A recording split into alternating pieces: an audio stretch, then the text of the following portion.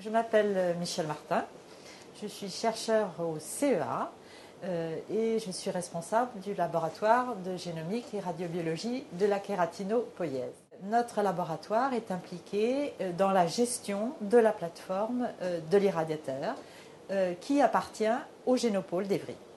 Alors cet irradiateur a été installé en 2005. C'est un irradiateur de marque IBL 637.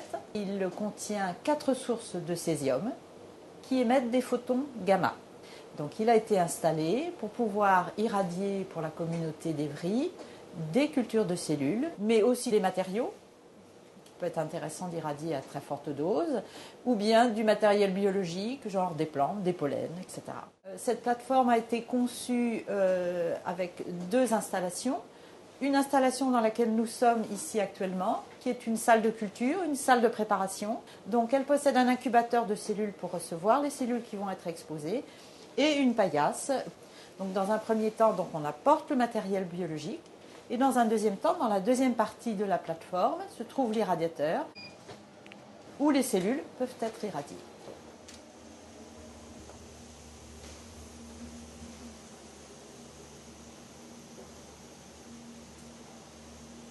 Les sources sont dans le bas de l'irradiateur et donc l'exposition varie suivant la distance par rapport à ces sources.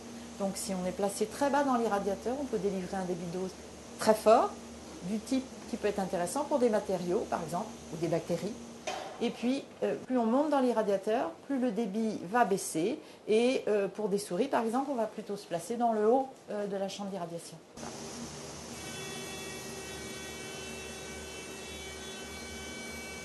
Lorsqu'un utilisateur souhaite se renseigner pour utiliser l'irradiateur, il est important de prendre d'abord un contact et qu'on réfléchisse ensemble pour mettre bien au point le protocole d'irradiation le plus adapté à la question qui est posée. 2 cas. Le cas le plus fréquent est que nous effectuons nous-mêmes les irradiations.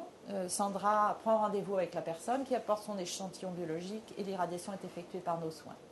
Dans le deuxième cas, en particulier s'il y a un nombre important d'irradiations qui sont prévues, la personne peut les effectuer elle-même, mais il faut dans ce cas qu'elle puisse avoir un suivi radiologique au niveau de son entreprise. De toute façon, la personne qui fait l'irradiation porte un dosimètre pour contrôler l'exposition pendant l'expérience. Au niveau financier, l'irradiation est offerte pour les académiques et il y a effectivement une participation aux frais pour les industriels.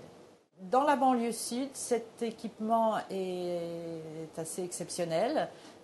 Après ça, il faut par exemple aller jusqu'à Fontenay-aux-Roses pour trouver un équipement qui puisse être semblable, donc on va dire beaucoup plus près de Paris. Une installation de ce type ouverte à tous les expérimentateurs académiques comme industriels et avec la qualité de cet accueil, puisqu'il y a une salle de préparation et il y a une équipe d'accueil, je pense que c'est quand même un équipement assez exceptionnel. Voilà, donc vous avez eu un aperçu de la plateforme irradiation et je me tiens à votre entière disposition pour vos futures manips et vous attends avec impatience.